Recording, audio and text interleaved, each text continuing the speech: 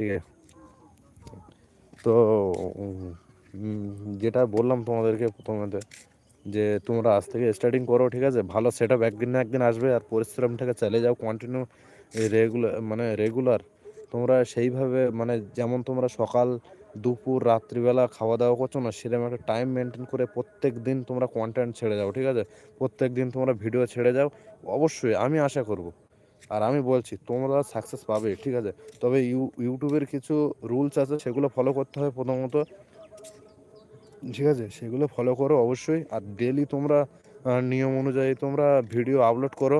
অবশ্যই আমি আশা করব যে তোমরা সাকসেস হবে, যে আজ বলো আজকে ভিডিও ছাড়লে ভিউজ আসছে না বলে কালকে বন্ধ করে দিলে, এরকম করলে চলবে না, ঠিক আছে? প্রথমত প্রত্যেক দিন তোমাকে ভিডিও ছাড়তে হবে।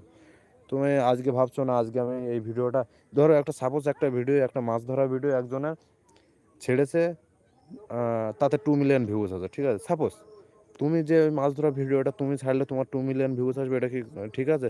আগে তো পরিশ্রম করতে হবে না, সে পরিশ্রম করার পরে ওই জায়গাটা দাঁড়িয়েছে, সেই জন্য তার ওই ভিডিওটাই অতটা ভিউজ এসছে।